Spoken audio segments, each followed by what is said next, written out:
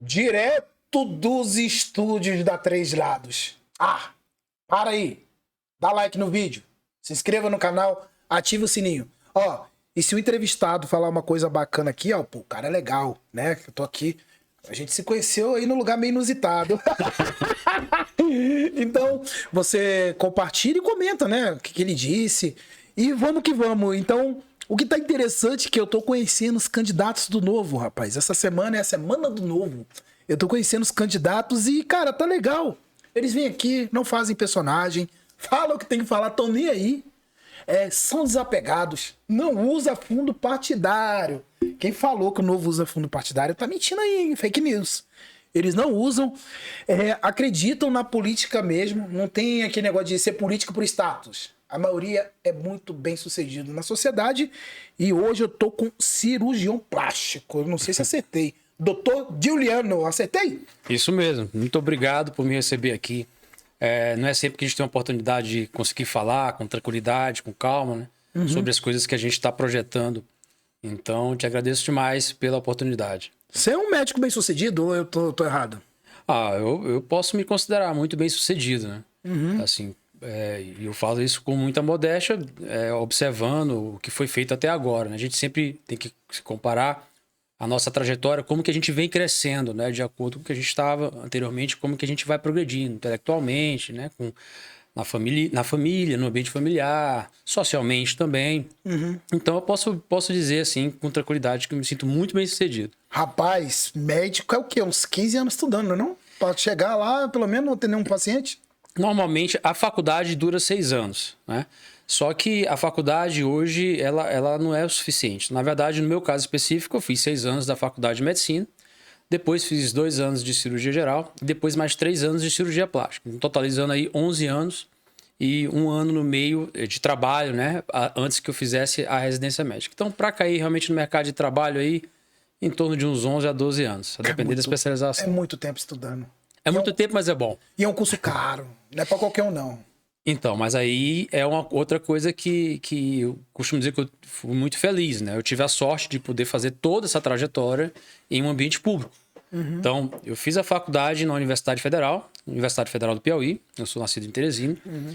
Posteriormente, eu fui para São Paulo e fiz a cirurgia geral em um hospital público, um hospital do servidor público municipal, mediante a concurso público. E depois eu concluí a cirurgia plástica no Hospital das Forças Armadas aqui em Brasília, através de um outro concurso público. E fiquei 1 ano como militar depois de terminar a residência. Ou seja, eu tive uma oportunidade que não é comum a muitas pessoas de fazer toda a minha formação dentro do serviço público. Então, na prática, na ocasião, se eu tivesse que fazer uma faculdade de medicina particular no momento onde eu me encontrava, eu não teria feito, muito provavelmente. É muito caro, realmente. E você... Então, se você veio do Piauí, você não veio de família abastada, veio lá de baixão mesmo? Não é. O que eu posso dizer? A gente vem de uma família simples, né? Eu tenho uma família muito simples. Por parte de pai é uma família bastante simples. Por parte de mãe é uma família de classe média.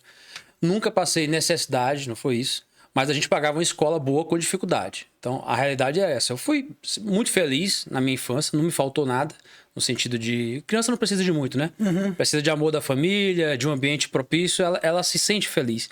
Então, as minhas necessidades básicas foram todas cumpridas na minha infância e na minha juventude. O que foi mais difícil realmente, e essa era uma prioridade na minha família, era que a gente mantivesse os filhos, né? Os meus irmãos, eu e os meus irmãos, em uma escola boa. E essa foi a grande diferença. Não há... A situação hoje é muito parecida. Não há como você entrar numa faculdade federal de medicina se você não tiver uma base muito boa de estudo, né? E meu pai entendeu que esse seria o melhor investimento. E eu acho que ele fez uma aposta muito correta. Porque hoje se tem uma coisa que a sociedade clama, são por médicos. Isso. Saúde pública hoje derruba governos e governos. Derruba. Então, o médico é médico e é difícil formar um médico, não é? É muito difícil porque é um investimento muito alto, né? Investimento na educação, tanto daquele que quer ser médico e vai, por exemplo, tentar uma universidade particular, quanto daquele que utiliza o sistema público, porque é um investimento alto do Estado na formação daquele indivíduo. né? E o ideal seria que essa formação trouxesse de alguma maneira um retorno para a sociedade. De todo mundo que usa uma faculdade particular, em qualquer tipo de curso superior, né? É para isso que servem as universidades. É lá quando você faz a pesquisa, que você propõe para a sociedade as mudanças necessárias para que a gente cresça. Só que o que acontece hoje, e isso é um tema bastante polêmico, não existe na realidade, se a gente considerar os números, uma falta de médico no Brasil. Nem em Brasília, nem no Brasil. É um contrassenso. Você me surpreendeu agora. O que existe agora por exemplo, o Brasil é o país que mais tem faculdades de medicina no mundo. E por que não trouxe de Cuba? Não, mas você entra na polêmica se quiser. Por quê? O quê? Desculpa. Por que trouxe de Cuba um tempo desse? Aí eu posso te explicar. Você sabe quanto que o médico de Cuba recebia realmente no final do trabalho dele?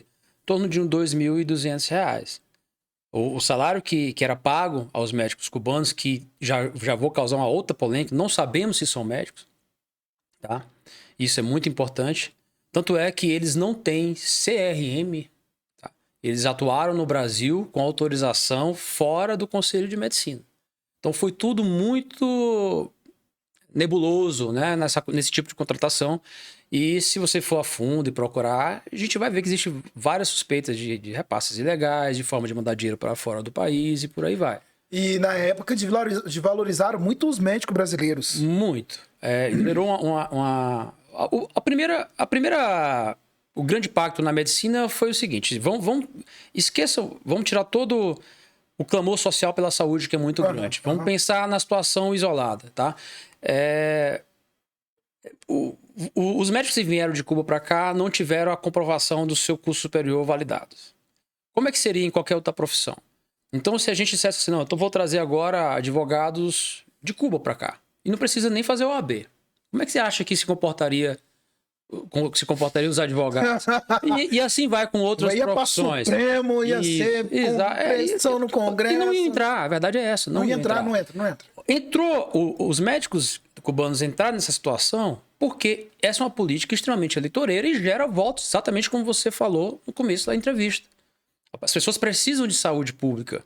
E elas, lá diante de todos os problemas que ela tem que resolver no dia a dia, né, de sair para trabalhar de manhã, de pegar um transporte ruim, de filho que não consegue ir para a escola, de dinheiro que é pouco no final do mês, ela só sabe que ela vai no hospital e não é atendida. Se alguém chega para ela e fala, olha, eu vou trazer mais médicos e o problema é mais médicos, isso cola fácil.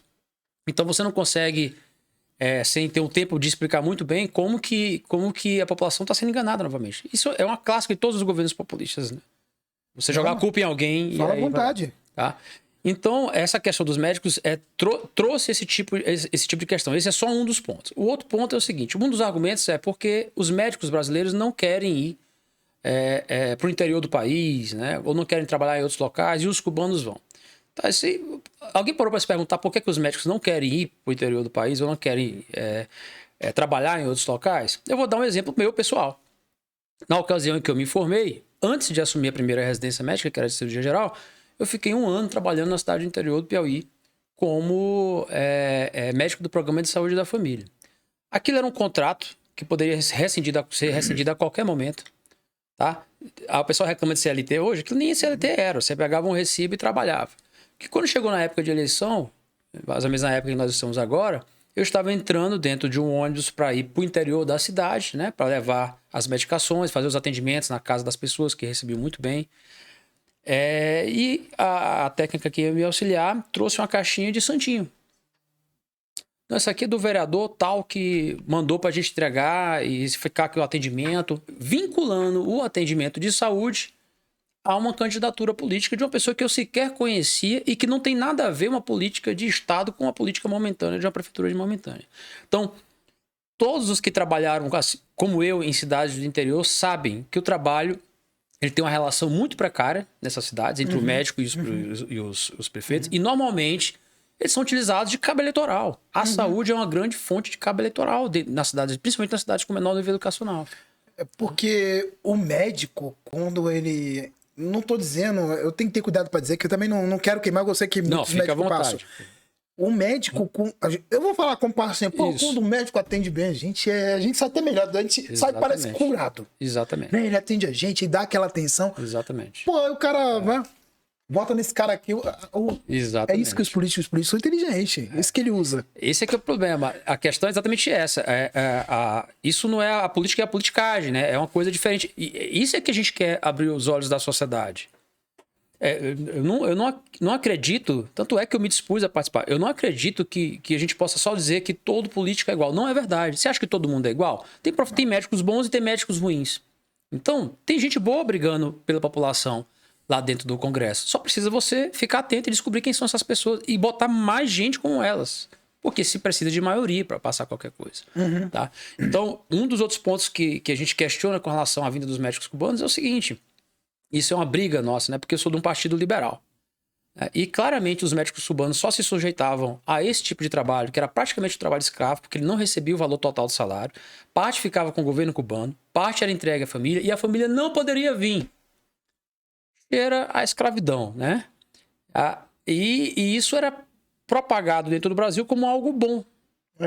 Então, mas como é que teoricamente, você coloca algo bom com tantas coisas obscuras que não foram esclarecidas e deixando um médico praticamente refém? Então, o colega médico cubano, ele era refém de uma política, né? A política que era ditatorial, a gente sabe disso. Sim, você está mostrando dois exemplos do vereador que queria que você levasse o Santinho. Exatamente. Claro que você deve ter recusado. Não levei, falei, pode deixar aí, não vou entregar.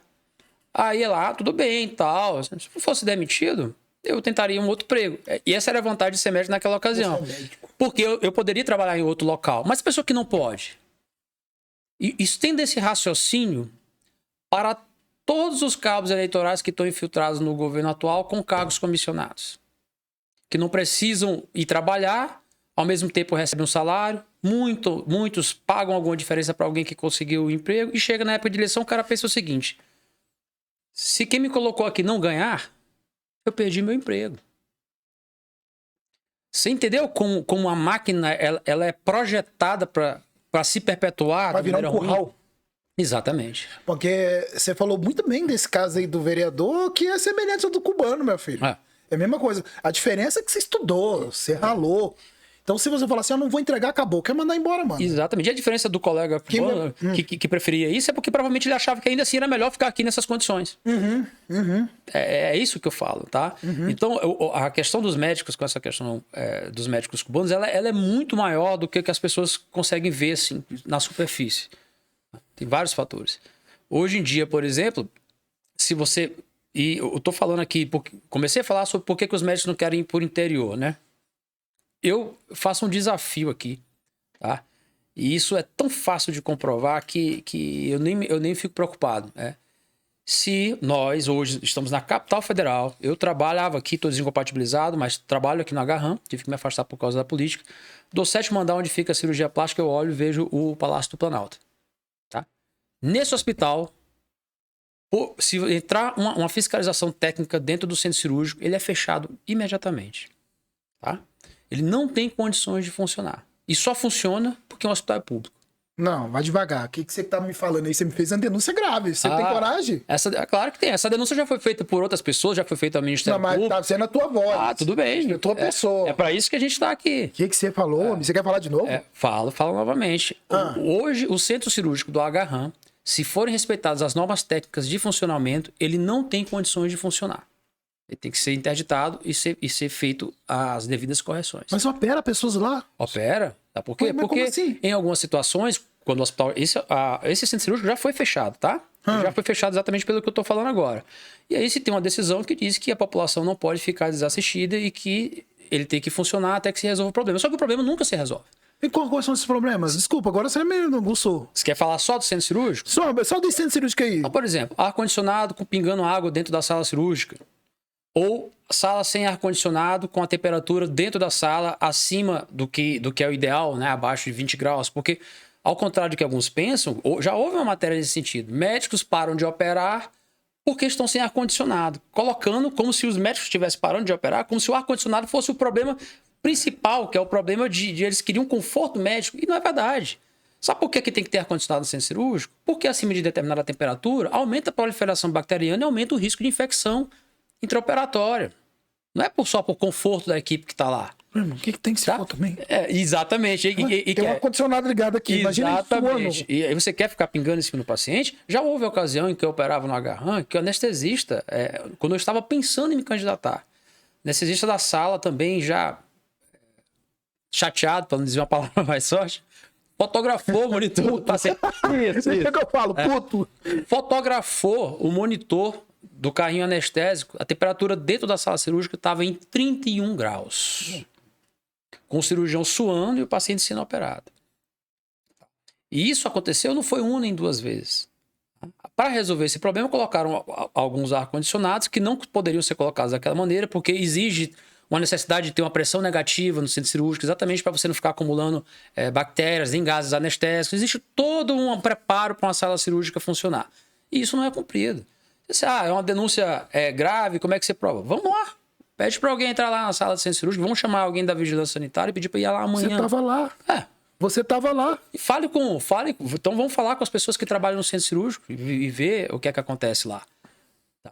E o que me irrita não é apenas o fato de isso estar acontecendo nesse momento. É o fato de isso já acontecer há muitos anos. Eu tenho 11, quase 12 anos de Secretaria de Saúde. E eu vi a Secretaria de Saúde piorar. Aqui, devagar. Cara, é muito bom isso aqui. Você não tem noção. Opa, bom, você tá indo bem demais. É sério, você tá indo bem. Coragem. Eu tô te achando muito corajoso pra quem é um candidato. Você não tá passando vaselina. Eu não sei se eu vou conseguir voltar pra lá depois, mas tudo bem. Vai, porque você é competente. Vamos lá. Você tá na Secretaria de Saúde tem quantos anos concursado? Desde 2011. Então, 11 anos, né? Então você tá na ponta. Primeiro... Sem cargo de chefia. Não, eu trabalhei inicialmente no Hospital de Santa Maria, como cirurgião geral, né? Já concursado como cirurgião plástico, e depois retomei ao hospital que eu deveria ter ficado desde o início, que o concurso foi para cirurgia plástica. Então eu faço a cirurgia plástica reparadora do agarram. O que é essa cirurgia plástica reparadora? Me desculpa. Isso. Então, para as pessoas que confundem um pouco. Isso, exatamente. Eu tô pensando que ajeitar minha cara. Não é.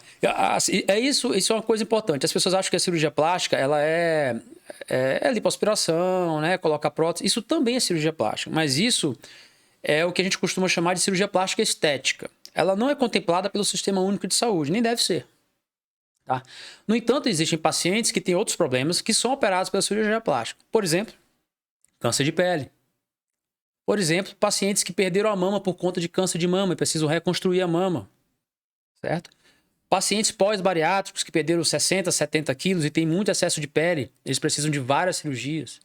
Cicatrizes quelodianas, gente que tem cicatrizes que deformam a face por hipertrofia da pele. Tudo isso é a cirurgia plástica que faz. Queimados, atendimento ao grande queimado. No agarram especificamente, isso virou um setor específico, tratamento de queimados. Crianças com fissura labial, que a gente chama de lábio leporino. A gente chamava na minha época, não vou zoar, não vai. Mas tudo isso é feito pelo cirurgião plástico. É feito pelo cirurgião plástico e no Distrito Federal, a única unidade de cirurgia plástica existente está no agarram. É só no agarram? Só no agarram. Existem cirurgiões plásticos em outros hospitais da rede, tá? Mas como referência, quando a pessoa precisa procurar uma consulta médica para operar diretamente na cirurgia plástica, ela tem que ir ao agarram. Outros colegas cirurgiões plásticos que estão em outros hospitais, muitas vezes utilizam sua técnica de cirurgia plástica, porque estão naquele ambiente, né? E também operam lá. Mas a referência da rede pública de saúde para a cirurgia plástica é o Hospital Regional Asa Norte. Então você viu coisa nesse hospital, hein, homem? Tem muita coisa e olha que tem hospitais aí piores, tá? A gente conversa com outros colegas, né? Então você virou, vamos dizer assim, pelo que eu tô entendendo, eu tô vendo que você tem uma propriedade, claro, além de você ser médico, mas você não tá falando só da parte técnica de médico, eu tô vendo que você é atento a outras coisas. Você é tipo uma ouvidoria dos seus colegas, tem hora? A gente, quando os colegas começaram a perceber que eu estava me envolvendo, porque assim, eu sou filiado ao Partido Novo há 5 anos. Então não é de hoje. Não é de agora, tá? E eu me envolvo muito com as ideias liberais, gosto. Aqui em Brasília faço parte do Instituto de Formação de Líderes, que é um instituto liberal, né? Que estuda basicamente autores liberais e tal. E isso foi levando uma coisa, foi levando a outra. Então, quando eles descobriram que eu estava começando a me envolver, porque desde o ano passado eu já pensava em me candidatar. E as pessoas foram comprando sua ideia. Tipo assim, não, olha só, então aqui no Hospital Taguatinga, o que aconteceu? Olha aqui, tá pingando água dentro da sala de hemodiálise. Quê? Entendeu? Aonde? Isso foi uma notícia que saiu no Hospital Regional de Taguatinga há algum tempo. Teto caindo, entendeu? Fiação exposta. Se você for no ambulatório de um hospital público, você vai ver fiação exposta, vai ver encanamento do prédio, você vai ver a tinta da parede caindo. Isso tudo não pode acontecer no hospital. O piso do hospital não é liso à toa, não é para ficar bonitinho, é para facilitar a limpeza. Então, tudo ali tem uma função. Não pode estar do jeito que está. Tá? E as pessoas, por não ter a obrigação de saber disso, né, só vê que aquilo não funciona. Mas não funciona em vários aspectos. Então, tem alguma deficiência de médico? Tem. Mas isso pode ser suprido, por exemplo, com a parte de parceria público-privada. Existem soluções para os problemas que não, são mas fala isso agora para você público-privado. Você quer ir além da parceria público-privada? Legal isso aí que você falou. Ah, tá. Então, por exemplo, um dos projetos que eu tenho, né, já que se alega tanto que as unidades de saúde têm desfalques de profissionais e que tem desfalque de leito, de sala, de várias outras coisas, por que a gente não faz uma parceria público-privada? Você acha que os hospitais privados não gostariam de operar pacientes, um contrato feito com o governo, principalmente nos momentos onde os centros cirúrgicos deles estão ociosos? Porque à noite quase ninguém opera cirurgia eletiva. Esses leitos estão lá. Qual empresário que não quer movimentar o seu centro cirúrgico? Tá? E aí o pior é que essa é uma das ideias que eu estou propondo. Essa parceria poderia se estender com os laboratórios.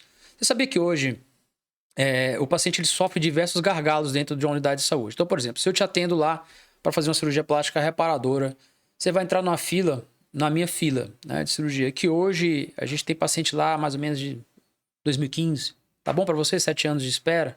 Que isso? 5, 7, tá bom? É a fila que tá lá hoje, tá? Cara, o cara já tá todo deformado. É uma coisa que, se fosse algo de... A sorte, entre aspas, é que a cirurgia plástica, por mais que ela tenha um impacto muito positivo na vida da pessoa, socialmente falando, ela dificilmente mata se você não deixar de fazê-la. Né? Não é a urgência, emergência que chega ali na porta, um tiro que tem que fazer agora. Mas o psicológico fica abalado. Indiscutivelmente. Tá? Eu tenho marca de pereba aqui na perna e né? eu não ando quase de bermuda, que eu tenho umas marcas de pereba aqui na perna e é sério, sem zoeira. Não, a gente tem paciente, não, eu sei que eu tenho. Porque não é coisa tão, pô, coitado, tem gente pior do que eu lá, você já viu. Eu sei, mas o problema é que a gente não pode... O cidadão, ele tem o direito dele, Sistema Único de Saúde, de ser atendido. E eu não acho razoável uma pessoa ficar 5, 7 anos numa fila de espera. E muitas vezes, quando ela é chamada, a gente chegou no outro ponto. Beleza, foi chamado depois desse tempo todo, a gente tem que pedir todos os exames pré-operatórios. Aí você faz os pedidos de exames pré-operatórios, tá? E aí ela não consegue marcar em tempo hábil. Então ela fica 1, 2, 3 meses para fazer os exames. Aí ela perdeu mais esse tempo. Aí ela me volta com os exames. Ela me volta com os exames, aí às vezes não tem mais a sala disponível naquele mês. Aí no outro a escala está desfalcada. E aí ela volta a ficar em uma outra fila quando ela já estava na expectativa de operar. Os problemas são inúmeros, mas não são insolúveis. Tem muitas formas de resolver. Eu vou te dar um dado aqui. Eu não sei, eu vou tentar fazer de uma maneira bem simples para que as pessoas acompanhem, tá? O Agarran hoje tem 8 salas cirúrgicas. Tá? 8 salas cirúrgicas, o centro cirúrgico do Agarran.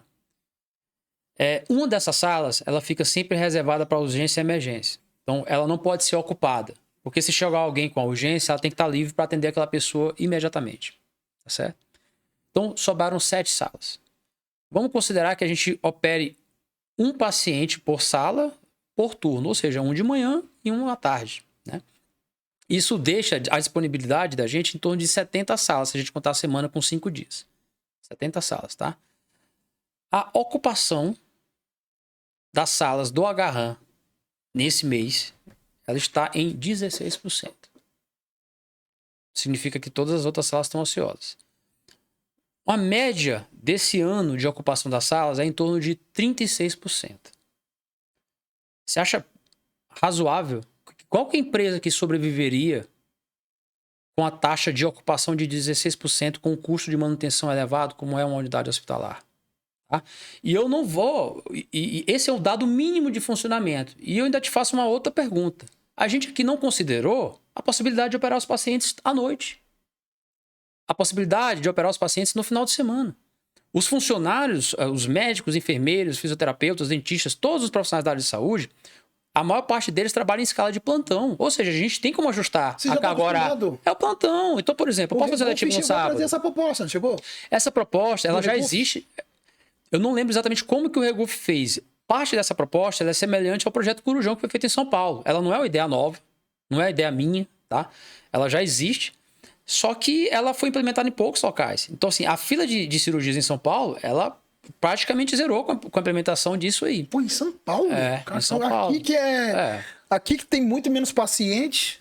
E assim, se você considerar que nós temos uma renda per capita elevada e que as pessoas que normalmente têm uma renda um pouco mais elevada normalmente não usam o sistema público de saúde, o que alivia o sistema público de saúde, que a verba que vem para cá é uma verba maior, tem alguma coisa muito errada. Tá, tem alguma coisa muito errada. E você falou que, pô, a rede privada poderia ajudar, né? Ela poderia, e eu acho que ela quer ajudar. Você acha que quer? Eu acho que quer ajudar. E se a situação é tão ruim que o governo, só ao melhorar a gestão de leitos que a gente já tem, já acelera demais a fila. Eu não sei se eu mencionei já isso aqui com você hoje, mas... Continua. Quando eu estou trabalhando no Agarram, porque eu tenho o ambulatório, né, onde eu examino os pacientes e solicito as cirurgias daquele que necessitam da cirurgia, eu normalmente emito em torno de 28 a 30 pedidos por mês, tá? De pedido de cirurgia. Eu indico a cirurgia para 30 pessoas. Até junho desse ano, que foi quando eu tive que sair, a partir do dia 2 de julho, eu não estou mais no hospital, tive que me desincompatibilizar por causa das eleições. Sabe quantos pacientes eu tinha operado da minha fila? 2 pacientes. Então eu gero 30 por mês e opero praticamente 2 por semestre. Você acha que essa fila vai acabar quando? Nunca. Se eu converter toda a minha carga horária de trabalho no Agarram hoje, tirar os ambulatórios, tirar os plantões que eu faço e ficar à disposição só do centro cirúrgico para colocar essa fila e andar, muito provavelmente eu vou me aposentar e não vou terminar essa fila. Não era pra ser assim. Tá muito longe de ser ruim. Para ficar ruim tem que melhorar muito. Caramba. Para ficar ruim tem que melhorar muito. E assim, eu vejo que você é um cara apaixonado nessa área. Você fica angustiado, né? Dá pra ver que te dá uma tristeza que você queria ajudar mais. Dá. Não é isso? Ou eu tô... Não, isso não é uma preocupação só minha, não. Aí eu defendo os profissionais de saúde. A maior parte deles, eu me arrisco a dizer, se você questionar a maior insatisfação dos profissionais de saúde, incluo todos eles aí, a primeira não é uma questão salarial. Embora todos queiram ganhar mais, querem reajuste, quer que tenha reposição de inflação, mas não é esse o primeiro problema. O primeiro problema é o desalento que existe em trabalhar ali. O hospital, você vai trabalhar, ele é sujo, ele te incomoda visualmente, a estrutura física está aqui nos pedaços. Você não consegue operar, você não consegue atender bem o paciente. Falta material para você fazer. Você tem que ficar procurando pedido de exame, pedido de receituário. Você perde tempo com coisa que não era para perder. Nada informatizado? Tem o sistema informatizado, mas ele precisa, uma coisa que é estranha, né? No mundo digital, ele exige muita redundância. Então, assim, você faz um negócio no sistema e tem que fazer papel também. Tá? Então, assim, é difícil, muito difícil. Você que tá na ponta, vê isso aí o tempo todo, né?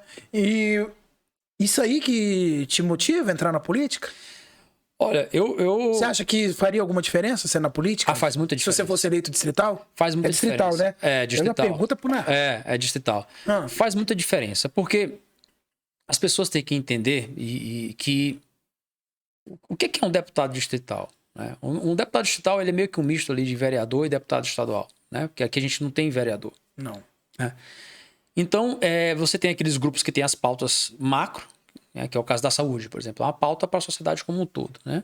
E dentro daquela pauta, de acordo com as necessidades do seu bairro, por exemplo, da região administrativa, que a gente chama de região administrativa onde a gente está, você tem as pautas locais. Então tem as pautas das pessoas que moram na Ceilândia, que são diferentes das pautas de quem mora nas Asas, por exemplo, tá? Então, o que acontece? Para que serve um deputado? Ele tem que legislar, né, elaborar projetos, tá? Mas ele também fiscaliza o executivo. Então ele fiscaliza o governador, tá?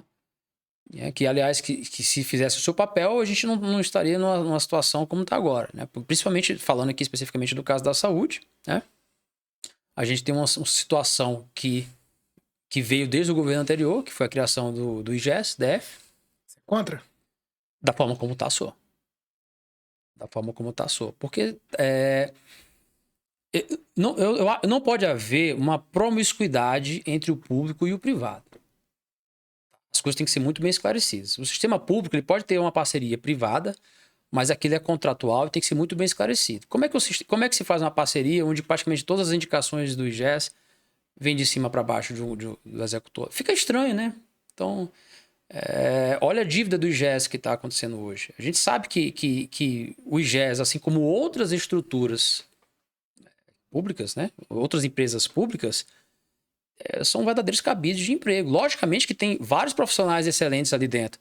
Os médicos, os enfermeiros são contratados por um processo seletivo, mas o topo da cadeia, A gestão, os comissionados, ela tem a sua relação vinculada ao governo do Estado. Tá? Eu não estou falando especificamente do que acontece agora, não. Estou falando e esse foi o modelo que foi introduzido. Tá? Quando a gente fala de um verdadeiro liberalismo, de uma verdadeira parceria, é uma questão contratual. Olha só, se o hospital eu preciso operar tantos pacientes, tá? E o contrato é tanto, você me entrega isso. O que está acordado tem que ser cumprido. É assim que funciona. E eu não tenho que colocar os pacientes para operar em um hospital onde eu conheço, onde o diretor do hospital é amigo. Não. Faz um processo licitatório, aberto, público, com todo mundo vendo o que está acontecendo. Tá? Então, esse questionamento que eu faço, não sou só eu que faço. Várias vezes a gente houve denúncias que o processo seletivo é obscuro, que não tem muita publicidade. Então, assim, o que eu quero tentar deixar claro aqui, que a sociedade tem que ficar atenta, é público e privado não pode se misturar dessa maneira. Então, essa estrutura, isso não é só no Distrito Federal, existe uma tendência de quem é político ou de quem é um servidor público se apropriar como se aquilo fosse... Não, isso aqui é um pouco meu. Não, não é. Isso aqui é da sociedade. Tá? E é que você não viu, assim, porque os créditos suplementares que tem que ser aprovado pela Câmara Legislativa para poder bancar o IGES. E o que é que acontece? Se você tem um contrato que foi acordado, os valores foram definidos, se os serviços a serem prestados foram feitos, não tem o que discutir sobre aquilo. Eu pago isso, o trabalho é esse, você resolve. O que que acontece? Que tipo de gestão é essa que você toda hora também tem que colocar dinheiro? Então por que você não faz isso no serviço público, então? Por que não deixa? Exatamente. Deixa como tá. Deixa como tá e melhora o que tá. A saúde pública no Distrito Federal, ela teve decretado estado de emergência, que eu me recorde, eu tenho que pesquisar Todos os isso mais a fundo, governos. em todos os últimos 4 governos. Todos os governos.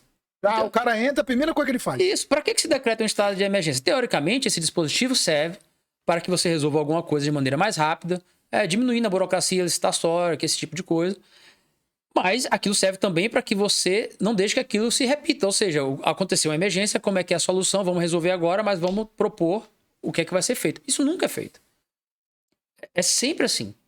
Se você pegar a quantidade de dinheiro que foi liberado na época da pandemia, no auge da pandemia, rios de dinheiro, hospitais de campanha, postos abertos, muitos ficaram vazios aqui.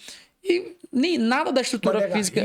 Isso, e nada da estrutura física permanente da rede foi melhorado. O que foi melhorado no Agarran? Tá do mesmo jeito. Mesmo jeito? Mesmo jeito.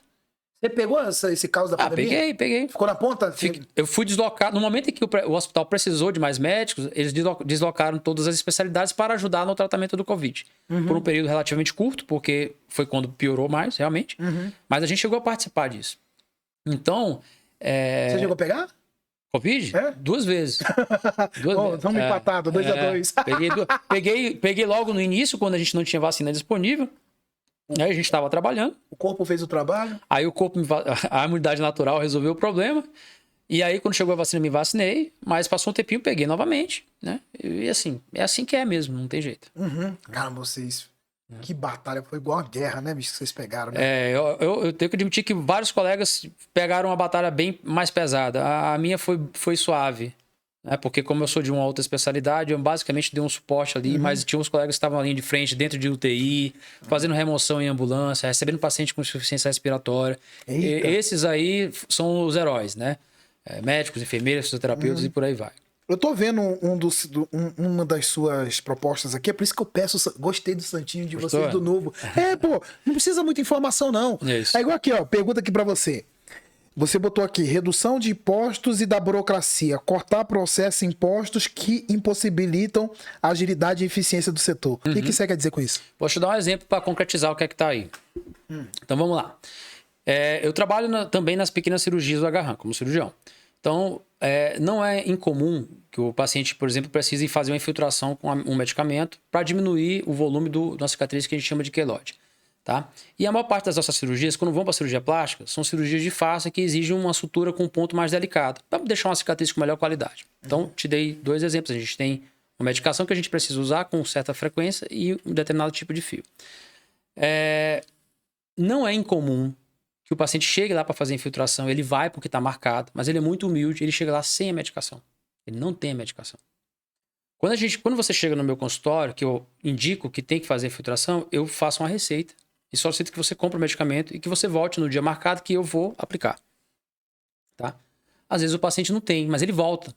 Porque ele volta na esperança ali de ter. E se não tem, ele não vai fazer. Tá? Então, onde que eu quero chegar no ponto que você tocou? Muitas vezes, um paciente que pode comprar medicação, ele compra a medicação, faz o tratamento e sobra o frasquinho fechado. 1, 2, 3 frascos. Tá? Você sabia que, a rigor, eu não poderia pegar aquele frasco e usar em outro paciente? Não. Porque teria que entrar pelo processo normal, de doação, blá, blá, blá. Você acha que uma pessoa que quer doar vai perder o tempo dela com um monte de burocracia para entregar um negócio que está ali na mão? Quem é simples, doa, ajuda meu irmão. Então eu vou te contar um segredo. Que é um segredo perigoso. Mas o que é que a gente faz? Doou, tá fechadinho, bonitinho, a gente guarda direitinho. O paciente chegou lá, não tem, aqui tem, colega, paciente que veio aqui deixou para você. Tá? Por que dificultar isso? E sabe por que as pessoas, às vezes, o profissional não quer fazer? Porque é como já aconteceu quando donos de restaurante estavam tentando ajudar pessoas que necessitavam de alguma comida e estavam doando a comida que estava no restaurante que sobrava. Né? Não era comida ruim, comida que sobrava. Comida boa. Comida boa. Mas aí alguém teve a brilhante ideia de que os restaurantes podem ser culpabilizados caso problemas de saúde provocados por alimento estragado. Ou seja, o Estado ele vem... Parece que ele quer piorar a vida das pessoas para depois vender uma solução. Isso não existe. Cara, se o cara tá se dispondo a dar uma comida ali, uma pessoa que tá procurando comida no lixo, o que você acha que é melhor para ela? Dificultar a vida do cara que quer doar comida para ela? O Estado, às vezes, só quer atrapalhar a nossa vida. Isso. Lá vi o negócio da sacola na minha cabeça de novo. Não, é muito triste. Tu sabe a lei da sacola, né? Não, o que é? Que não você vai no mercado lá e não pode mais essa sacola, não poderia mais essa sacola de plástico. Tá. E agora não tem mais sacola, né? É a lei de merda aí. Exato. É igual o canudo de papelão, né? Que você coloca, ele se desfaz já na primeira vez que você coloca. Então assim... A gente não tem nem pra tomar um milkshake. Então você não tem sossego. Parece que tá aqui o Estado nas suas costas te destruindo o tempo inteiro, cara. Então o Estado não é pra ser o inimigo. Tem que ser seu aliado. Tá? Não é pra atrapalhar a nossa vida. O outro exemplo desse, rapidamente, essa questão do fio. Eu já vi paciente que ele compra uma caixa de fios ali por R$100. Ele comprou a caixa, ele só precisava de mas ele comprou a caixa de fio. Tá? Porque alguém avisou para ele que poderia não ter o fio. Então ele comprou a caixa por R$100 e trouxe. A gente precisou usar um fio. Foi o cara falou, disse assim, você pode... Outros pacientes precisam? Não, tá aí. Aí tem que fazer um negócio... Entendeu? Só que isso foi feito meio que às escondidas. Não pode ser assim. A gente tem que facilitar que as pessoas ajudem pessoas. Eles estão ajudando, que ajudar pode, no final, ser um criminoso. Pode. Já tem situações assim, de que o paciente, que o médico foi, por sugerir uma coisa desse tipo, o paciente depois, o próprio paciente prestou uma denúncia. Então, assim, ou seja, se não ficar muito claro, legal, você não pode fazer, porque você vai ter problema. E as pessoas não sabem como elas deixam de ajudar os outros por isso. Doutor Juliano, vou te falar que a situação é feia. Aí acha que você já falou tem outra proposta aqui. Eu tô riscando seu santinho, ó. Fique à vontade. Parceria com a iniciativa privada, acho que você falou aqui, né? Isso. Isso aqui dá pra virar projeto de lei? Isso pode vir. Inclusive, em situações como o pessoal fala, decretei estado de emergência na saúde. Para mim já é um estado de emergência. Você tem uma filha de 5, 7 anos né? Então, eu acho isso, a depender da legislação, você pode fazer contratos, fazer um teste, né? Uma avaliação de... Antes que você fazer um projeto de lei, decidir fazer um projeto de lei, o ideal é que você consiga antecipar o impacto daquela legislação lá na ponta. Tá? Então, tem diversos... Por exemplo, um exemplo recente disso, que a gente não vai entrar em polêmica, mas foi quando foi aprovado o piso da enfermagem. Todo mundo vibrou e eu adoraria que todo mundo ganhasse o máximo que pudesse ganhar. Mas o que está acontecendo na prática? As demissões estão aumentando. Alguns hospitais estão fechando. Os leitos estão fechando. Ou vai para informalidade. Por quê? Porque não se avaliou o impacto que aquela legislação ia causar na realidade.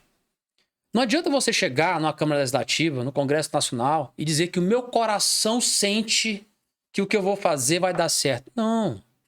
Você tem gente extremamente competente lá que vai ver qual o impacto isso pode causar, quais são as consequências. Vale a pena a gente brigar por esse projeto? Fala com o doutor Juliano, que tá na ponta. Conversa com quem entende do negócio. Vamos lá conhecer como é que é a realidade das pessoas. Vamos falar com os enfermeiros e ver como é que estão as condições de trabalho. Então, isso é muito difícil. E a gente tem uma tendência a querer soluções fáceis, porque as pessoas já têm problemas demais. Então, quando alguém oferece alguma coisa, você pega. Tá? Então, é complicado. Você vê que é muita coisa pra gente fazer. É verdade. Rapaz. Aí, melhoria na gestão pública. Perfeito. O que é isso aqui? Eu te dou outro exemplo da nossa realidade, tá? Pra você ver que nada disso é tirado da minha cabeça. Tá? Se você for atendido em um hospital privado bem gerido, quando o médico te prescreve, por exemplo, uma ampola de um antibiótico e 40 gotas de dipirona, tá? Só pra gente citar um exemplo. Aquela prescrição vai para a farmácia do hospital e o hospital dá baixa em uma ampola do antibiótico e em 40 gotas da dipirona. Isso é gestão. O que é que isso te dá ao hospital? Dá eficiência. Ele reduz os gastos do hospital, aumenta a competitividade dele, porque se reduzir os gastos, ele tem mais medicação e não precisa comprar a toda hora, né? E o paciente recebe...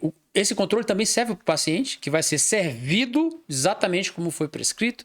Tá? Então, beneficia todo mundo. Sociedade, o hospital, tudo mais. Você acha que na gestão pública é assim? Não. Eu estou falando só do hospital. Claro que não.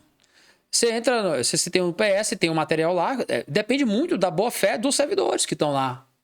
Para controlar e usar aquilo de uma maneira efetiva. Mas não pode ficar assim. Se vocês seguirem a fria letra, você não atende ninguém. A verdade é que não atende mesmo. A gente sabe disso. Várias vezes, tanto o sindicato quanto o CRM já notificaram. Essa notificação fica lá junto com todas as outras que já passaram antes. Caraca, que pressão. É a pressão do passageiro. Que às vezes o que acontece? Você vai numa UPA, não tem médico, o médico não quer atender, às vezes nem nada disso. Exatamente. O que se faz é que isso também é outra coisa que está muito pano para manga. Os executores, né? Tem uma tendência a inaugurar obra, principalmente no ano de eleição. Peraí, só um minuto aqui. Fica à vontade. Carol, vai chegar um rapaz aí, você deixa ele entrar pra gravar e tal. Tá? Eu vou falar aqui pra ele subir. Eu vivo aqui, não tem problema. Então tá tudo bem. Então, é bom que eu fique mais confortável. Não, aqui não tem... Quer tomar água não? Pra dar uma aliviada na garganta? Porque você já tá na garganta seca já. É verdade. Não, já tô pedindo pra ele subir aqui, Carol. Aí já é o próximo já. Pronto, pedi pra ele subir. Pronto. Aí vamos lá. Aí você parou de onde? Eu parei, te dei um exemplo de uma gestão eficiente e de uma ineficiente. Um outro exemplo muito simples e concreto, que já aconteceu comigo lá como cirurgião. Quando a gente vai renovar, existe um processo licitatório para a compra de materiais. Então, um exemplo básico é a luva cirúrgica. Né? A luva cirúrgica ela tem que obedecer a alguns critérios. Né? Ela tem que ter uma certa resistência, ela não pode rasgar fácil, ela não pode ter microperfurações para poder evitar a contaminação e por aí vai. Quando você entra no processo burocrático licitatório, o gestor que é só um burocrata, né? Se esse for o caso, não estou aqui generalizando, sim. Ele vai ver a letra seca lá. A gente tem que ver preço, quantidade, e aí fazer a solicitação e ganha o menor preço, teoricamente. Agora vamos fazer um cálculo simples. Às vezes, uma licitação você compra um tipo de luva porque ela é a mais barata. A outra era 30% mais cara. Só que toda vez que eu vou calçar a luva mais barata que foi comprada, ela se rasga. E eu tenho que normalmente que usar duas. Qual que ficou mais barata? Não sei se eu me fiz entender. Você comprou uma luva mais barata. E eu calço e ela rasga. E ela fura. Aí você tem que usar duas, por exemplo. Em vez de usar um passo, você tem que usar duas. Ou tem que trocar uma vez. E a outra era 30% mais cara, mas era muito melhor. Muito melhor. E você olhou só o preço. Entendeu? Então, o que acontece? Não consulta lá na ponta. Exato. O seu barato saiu mais caro. Isso acontece com fio, com luva e por aí vai. Então, é toda essa estrutura que ela tem que ser reformulada. E como é que isso... Parece que alguém faz de propósito para atrapalhar. Exato. Entendeu? Uma coisa simples, que era só ter uma boa vontade. Eu quero acreditar que não é má fé, sabe? Porque não é possível. Aí você fala aqui, né? Melhoria da gestão pública. É isso aí. Volta pro teu primeiro item, que é a porra da burocracia. Exatamente. Parece que a burocracia é proposital. Isso é um ciclo. Cara, e poderia ser atendido... Doutor, quer dizer... Poderia ser atendido, cara, 1000 vezes mais pessoas. Muito mais. Eu poderia ser muito mais produtivo dentro do meu hospital do que eu sou agora. Mas eu vejo, você particularmente, a sua pessoa, o doutor Juliano, ele tem vontade de ser mais produtivo e não consegue. Tem. Eu te falo, eu falo do fundo do coração. Essa motivação de entrar na política, ela veio em decorrência da minha insatisfação no meu ambiente de trabalho. Não dá, cara. Será que a gente vai ter que sobreviver lá até a aposentadoria? Da forma como tá? Simplesmente aceitar a estrutura como tá? Dessa péssima qualidade. Não dá. Que adoece o médico. Adoece e muitos saem. Muitos saem. Ah, por que, por exemplo, hoje existe um déficit real de anestesistas Sim. dentro da Secretaria de Saúde? Porque é melhor para eles ficar na iniciativa privada. E não só financeiramente, mas em ambiente de trabalho.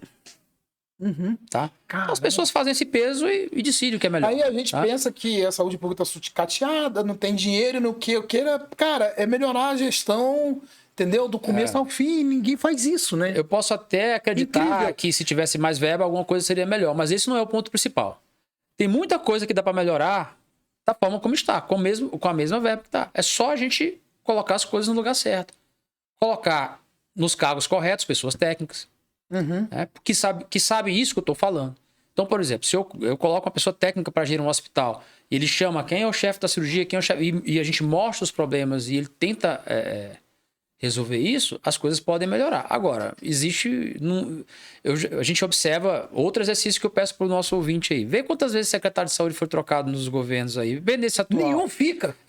Entendeu? Nesse atual, no passado. E pior não é nem só trocar. Além de trocar, os problemas que tem judiciais envolvidos. Então, é muito complicado. E todo mundo quer prestar serviço para a saúde. Isso que eu fico de cara. Olha, eu fiz Todo mundo quer. A saúde, ela isso é outra coisa, é triste de dizer, né?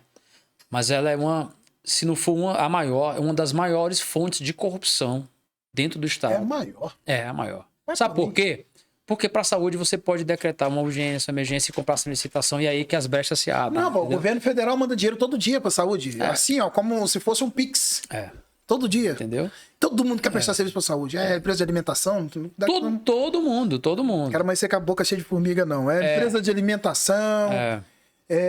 Funerária, que ela tá sempre da perto na. E a nossa.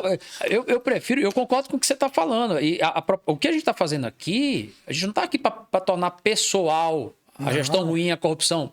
O que a gente está fazendo é mostrar que dá para fazer muito melhor. Eu não estou aqui para atrás de perseguir, eu estou apontando os defeitos e dizendo que dá para fazer muito melhor com pouca coisa. E você quer ser uma voz com mandato que vai ter voz, né? Que quem tem mandato tem voz. Olha, eu vou exatamente, eu vou te falar, eu me sinto hoje, está sendo uma experiência muito interessante para mim, concorrer a uma eleição, me envolver com a política, tá? Eu tenho uma tranquilidade, isso eu posso falar honestamente, de que eu não entro para a política porque preciso dela. Eu não preciso. É óbvio, tá bem na cara. Eu tenho uma profissão, eu trabalho. Depois do dia 2 de outubro, se eu for eleito, nossa, começou já o trabalho. Se eu não for eleito, continua a minha vida normalmente. Tá? Mas eu saio com uma coisa. Eu saio já agradeço. Eu saio com a consciência tranquila. Que houve um momento da minha vida em que eu parei, em que eu falei tudo que eu estava sentindo, que eu falei tudo que a gente vive, em que eu expus como poderia melhorar as coisas, tá? E que a única coisa que eu preciso é que as pessoas ouçam o que eu tô falando e que aceitem o convite. Isso aqui vai ficar pra história. Tá. Isso aqui vai ficar pra sempre. Exato. Isso já... Isso vai ficar lá, vai ficar no nosso canal do YouTube pra sempre. É isso que eu tô falando. Isso aqui já me enche de orgulho. Isso aqui você vai poder, quando você daqui 20 anos, mandar aqui, ó. Vou ter pro maluco doido lá no... que eu conheci lá na Esse é o meu prazer. Sabe o que eu posso poder mostrar pras minhas filhas? Olha, houve um momento que a gente precisa tentar mudar a nossa sociedade. Devolver pra minha família a confiança que tiver em mim, né? Devolver pra sociedade. Cara, isso não tem preço. Então, eu tô tentando fazer o que eu posso, né? Cara, e assim, eu tô impressionado com os caras do Novo. Você é o terceiro, né, que a gente entrevista aqui hoje. Não tá cansando, não tá sendo cansativo. Você tá vendo aqui que eu não tô com expressão de cansado. Não... Tô aprendendo, né? Tiveram outros aqui que, cara, eu não tô vendo essa necessidade de... Vamos botar aqui, vamos botar uma palavra atual, lacrar. Não. Não cara, isso. Você sente na pele o dia a dia da saúde, você sofre. E o que é que acontece? Nisso eu realmente tenho que fazer uma menção ao Novo, né? Porque... Ao Nélio. Isso. Ao Nélio, que é o nosso presidente, ao Thiago Ciani. Tá todo escangalhado lá. Sofrendo aquela pressão, né? De estar vivendo com um monte de candidato mandando mensagem para ele todo dia. Porque essas pessoas não recebem dinheiro, são voluntárias. O Novo tem um processo seletivo. o que faz um pouco dessa diferença que você está mencionando aqui. Então, as pessoas que vêm falar de transporte, de educação, de saúde, elas vivem e estudam aquela realidade. Então, não são políticos profissionais, são pessoas que estão incomodadas e que vivem na pele. E é isso que a gente tem que chamar para o novo. Esse é o convite que eu faço para a sociedade, tá? Todo político é igual? Não, não é. Todo partido é igual? Não é. Então, procure a sua casa. Tá? Eu só estou concorrendo hoje porque eu estou no Novo. Por um motivo simples. Vários outros partidos. Primeiro que eu não me identifico com nenhum outro. Eu me identifico 100% com a linha do Partido Novo. Liberalismo econômico, tá? E é só no Novo em que eu pude entrar e as cartas estarem todas à mesa. Olha só, Juliano. Aqui tem um processo de formação. Depois tem um processo seletivo. Depois a gente vê o seu alinhamento. Você vai assinar um termo de atuação legislativa, né, que diz as boas práticas que você deve ter durante a sua legislatura, tá? E você vai cortar 50% das verbas de gabinete. Tá? Todo mundo lá passa por isso. Até o Antonello? Todo mundo vai. O Antonello também? Também. O Antonello também. No começo ele ficou meio assustado. É médico, Antonello? É fisioterapeuta. Fisioterapeuta. Mas por que tá cheio de médico lá no Novo? Acho que são três médicos, né? Vocês falar um do outro, que vocês vão precisar um do outro lá, nominata. Olha, Passam 16. Não, eu posso falar tranquilamente. De médicos somos 3 Antonello, concorrendo. me chama de doutor não, porra. Ele vai já ver que vai tomar satisfação com você. Deve estar pinchando o cabelo. Tá pinchando o cabelo? Deve estar pinchando o cabelo, certeza. Mas eu posso fazer esse depoimento, cara. Eu adoro os candidatos novos. Rapaz, eu acho que após as eleições eu vou fazer esse processo seletivo do Novo. Faça, Quem será sabe, muito bem será que feito. eu tenho perfil? Você tem total perfil. Novo. Sabe qual que é o perfil? Ah. Se você tiver o compromisso de fazer o que deve ser feito e de se preparar para aquilo, é o que você precisa para estar no Novo. Tá? E aquilo vai virando uma rede de amigos. Porque vocês não... O povo aqui tem que deixar bem claro, vocês não usam fundo partidário. Não. Quiser ser candidato, faz a sua vaquinha lá. Isso é um problema que a gente enfrenta, mas é uma questão de princípios. Né? Como a gente não usa... Então, para tocar só nesse ponto aqui, o Novo devolveu o dinheiro do fundo eleitoral e o fundão, né, chegou a 5,9 bilhões de reais. Aí, no agarranho. É maior do que o orçamento da saúde inteira do Distrito Federal. Tá bom para você? Entendeu por que não acho moral aceitar o fundo partidário? Quantas cirurgias? 38, né? Quantos hospitais poderiam ser reformados? Quantas estruturas novas poderiam ser feitas? Quantas cirurgias poderiam acontecer? Quantas contratações? Você manda 38 por mês. Esse dinheiro era fichinha. Eu mando 30 por mês. 30 por mês eu opero 2 a cada 5. Tá? Então, realmente, né, bicho? O que é imoral, eu acho. O fundão, da forma como ele tá, ele só perpetua os partidos grandes. Porque quanto maior, mais dinheiro você recebe. Tá? Tem candidato que recebe 700 mil reais para fazer uma campanha. Rapaz, eu vi um aqui. É que você não viu? Todo dia eu olho aqui, divulga a candidatura. Os pobrezinhos do Novo lá, 10 mil, 5 mil. E recurso próprio. Agora, isso tem um outro problema. Como a sociedade nossa ainda não está começando a se envolver com a política. Isso é muito bom, tá? Mas como existe uma visão que a política é suja, que ela não vai participar da política e que não me interessa, ela mas é por isso que você tem que entrar nela. Mas tem que fazer igual, como é que fala? O médico fala, depurar, como é que é? É igual, você tem que... Asepsia, como é que é? Isso, exatamente, asepsia. Você tem que começar a limpar. Uma hora você vai conseguir melhorar. E por essa visão de que as pessoas entendem que a política é suja e que elas não querem participar, não tô nem para quem eu vou votar, a maior parte das pessoas não vai saber quem vai votar para distrital até a véspera da eleição e vai perguntar para alguém assim, eu voto em quem? 82% de indecisos. Tá bom? Distrital. Eu vi Então, uma pesquisa ontem. Aí você quer como que o resultado seja diferente? Se você não se deu o trabalho nem de olhar seus candidatos. A gente precisa de doutores Giuliano, de Antonelos, exatamente, Getúlio, Indira, exatamente. LGM. Exatamente. Que, né? Eu tô falando o nome aqui, eu faço até pra provoquei todos vocês. Não vi vaidade. Não, mas... Falei o nome do outro, você brincou. Cara, não tem porquê. Não tem porquê, porque... O Antonello tá penteando o cabelo ainda? Tá penteando, ele demora um pouco. Mas vocês vão ver que ele vai chegar aqui e vai estar na produção, vai estar... O cabelo dele é lisinho, o Carol? Vê se ele tá acabando já. Nossa, carinha. Daqui a pouco ele aparece aqui pra me pegar, velho. Brincadeira, viu, mano? Mas vocês todos se conhecem, né? Não tem vaidade, um que eles não falam, né? Sabe o que eu acho que é o principal motivo? Se fosse no outro partido, ia dar problema, Carol, pode ser, velho. E eu não. Só para concluir, eu não concluí. Se não fosse no Novo, também eu não entraria por outro motivo. Além de não ter alinhamento ideológico com outro partido, não é quem quer que se candidate em outro partido. Você acha que é só você se filiar a um outro partido X qualquer aí, de esquerda ou de direita, e agora eu vou me candidatar e você vai se candidatar? Não, não é assim, não. Para aí, depende dos caciques lá. Não é você que vai se candidatar, não. Quanto é que você vai oferecer para se candidatar? E aí, quando você começa a entrar nesse jogo de quanto que eu posso pagar para ser candidato, de o que é que eu posso contribuir em trocas aí, né, digamos assim, isso já te gera uma situação de para que esse cara quer ser deputado, ou quer ser senador, ou quer ser governador, se ele já entra devendo para todo mundo. Aqui no Novo, ninguém deve nada a ninguém. É uma coerência, é um companheirismo, a gente se ajuda, tá? Então, eu torço muito para que a gente eleja pelo menos 3 deputados distritais. Eu sei que parece difícil, mas não é. É só as pessoas ouvirem o que a gente está falando aqui e escolherem o seu candidato lá dentro do Novo. Se você coloca 3 pessoas competentes, olha, você já consegue fazer muita coisa. Você já fiscaliza o executivo, você já faz propostas, tá? Você não sabe o tanto que um já faz a diferença. Você não sabe ali na Câmara Legislativa, de verdade. Um bom, de né? verdade. Só um. Não precisa mais que isso, não. De verdade. Então, que não esteja fazendo cena para as câmeras. Não, esse processo eleitoral vai passar. Ele arrasta outros. Exatamente.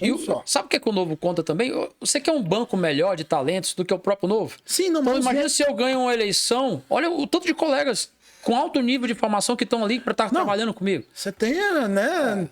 Você, quer ver? Você dou exemplo aqui do Novo. Eu falei até que eu tenho falado em todas as entrevistas.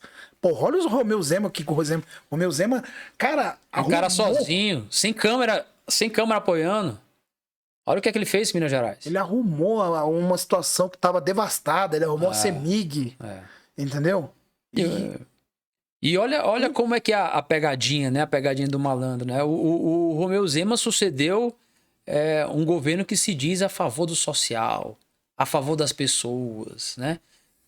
Onde o governador morava em palácio, usava jatinho e entregou o Estado devendo salário para os servidores públicos. E aí entra o discurso, não, porque o Novo não gosta de servidor público. Mentira. O Novo gosta de eficiência. O Novo quer um serviço público eficiente. Tá? Tanto que uma das prioridades do Zema foi pagar a folha salarial. Que foi o que aconteceu. Que não tinha nem dinheiro para pagar a folha salarial. Exatamente. Então, o que eu peço às pessoas, observem que a realidade se impõe. Tá? Quem votou no Novo não se envergonhou. A gente tem o melhor prefeito do Brasil também, em Joinville. Então, assim, os deputados federais estão entre os melhores. Então, quem não seguiu... Tá na cara. Quem não seguiu... Tá. É só olhar. Rua. É só olhar. Procura. Não confia no que eu tô falando, não. É só você ir lá e procurar os mandatários do Novo. Você vai ter orgulho deles. Aí você vê que o cara do seu perfil, você não ficou aqui fazendo apelo, querendo mostrar. Falou o que tem que falar. Não atingiu ninguém. Falou que é a sua realidade. Que é o centro cirúrgico que... Isso. Que muita gente vai se alertar, fora isso. Eu espero. Eu torço muito, principalmente para os pacientes, observarem nossa entrevista e pensar um pouco na hora de eleger seus candidatos. Doutor Juliano, quem diria que da barbearia você tá aqui na... Tá vendo? Quem diria, hein? O carinha lá igual mendigo, esquisitão. Foi lá esperando terminar. Você terminou, aí foi minha vez de cortar. Quem diria que você ia estar aqui na entrevista comigo? Pois é, são dessas felizes coincidências, né? Se a gente pode dizer assim. Eu te sacaneando, mas eu falei, esse cara vai me dar uma porrada aqui, que eu sacaneando você. Eu nem conhecia. Você é educadíssimo, finíssimo. Muito levou obrigado. Na esportiva. Não, mas. E tá aqui. Olha, foi um prazer muito grande, tá? Te conhecer lá na barbearia já tinha sido muito legal, a gente já tinha batido um papo. E depois se concretizar agora aqui, né? Você me dá voz para falar. Né? Espalha bem o link. Com certeza. Espalha bastante esse link. Vou fazer questão. Eu também vou fazer uma matériazinha lá, porque esse bate-papo aqui, muita gente tem que ouvir o que você falou. E foi excelente. E eu te falo, isso é um orgulho para mim, tá? Isso vai ficar, como você falou, vai ficar pra minha história. Você vai botar na TV grande, você vai assistir isso aqui umas 10 vezes. Vai por mim. Você vai assistir isso aqui umas 10 vezes. Que você, acho que nunca mais você vai ser tão assertivo como você foi hoje. Que bom. Você mesmo, entendeu? Então, meus amigos, foi um prazer ouvir aqui o Dr. Juliano. Cara, mais de 1h. 1h10. Bom, hein? Espero que eles tenham paciência pra ouvir isso tudo, né? Vamos lá. Tem, rapaz. Você vai ver, vamos ouvir. Então, meus amigos, dá like no vídeo, se inscreva no canal. Muito obrigado pela audiência. Até a próxima e levanta a vinheta.